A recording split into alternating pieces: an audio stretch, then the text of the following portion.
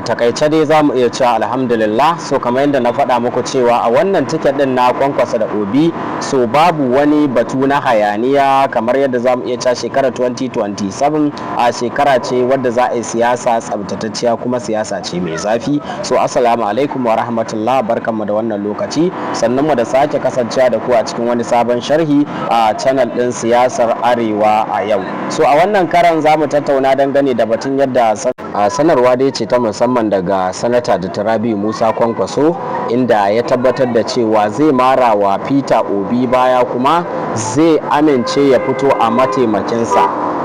Kun san dambarwar da ake ta yi kusan ita ce cewa shin anya Kwankwaso zai iya haƙura cewa ya bi bayan Peter Obi, ma'ana ya amince ya fito a mataimakinsa, ba zai ce dole shine zai fito takara ba. Na san wannan shine kalubale da kuma wato tambayoyin da mutane da dama suke yi na cewa Kwankwaso ba zai taba amincewa ba ya fito a mataimakin wani. Idan muka duba cewa Atiku, Kwankwaso, Peter Obi, so dukansu sun yi takarar shugabancin kasa ne a jam'iyyu daban-daban, inda zaben da ya gabata Atiku ya fito a PDP, wato Kwankwaso ya fito NNPP, Peter Obi ya fito a Labour Party. Kuma za mu iya cewa performance din Peter Obi ya ba wa duniya mamaki kwarai da gaske, duba da yadda Peter Obi sai da ya cinye wato kusan state guda 6. Haka Atiku Abubakar shi ma ya samu ƙuri'a sama da miliyan 6 da wani abu. Wannan yasa ake tsammanin cewa wannan abin na ɗaya daga cikin abin da wato ake kallon maja ce za ta kasance mai zafin gaske.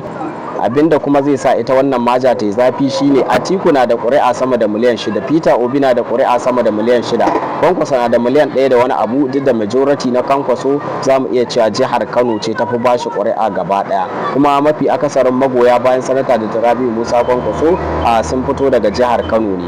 To sai dai dalilin da yasa ake kallon cewa a haɗin gwiwar Kwankwaso da kuma Peter Obi za ta yi tasiri shine Atiku Abubakar ya fito takarar kusan sau tari ma kusan sau 4 ko sau 5, amma dai ba a samu nasara ba, wanda shi karan kansa yake ganin cewa akwai buƙatar ma ya koma gefe ya huta, ma'ana ya ba wasu dama. So wanda ana kallon cewa damar nan ko idan har Atiku ya amince ya baya dama Kwankwaso Obi, so za su taka muhimmiyar rawa, duk da yake akwai kalubale a gaban su na tunkarar gwamnati, wato wacce take da mulki ko kuma jam'iyya wacce take rike da kambun mulkin kasa, wanda ba karamin kalubale bane. Sai maja ta kai maja ake iya kayar da gwamnati, za a iya cewa take kan mulki kuma take da gwamnoni kusan 32, domin a yanzu haka APC na da gwamnoninta 32 yayin da sauran ke da basu wuce guda 6 ba. So kun ga a wannan karan za a iya cewa akwai kalubale sosai gaban jam'iyyar ta ADC, wanda dole ne sai ta mai da hankali, sai kuma an kula, sai an nutsu kafin ma ta ce za ta iya karawa da jam'iyyar APC.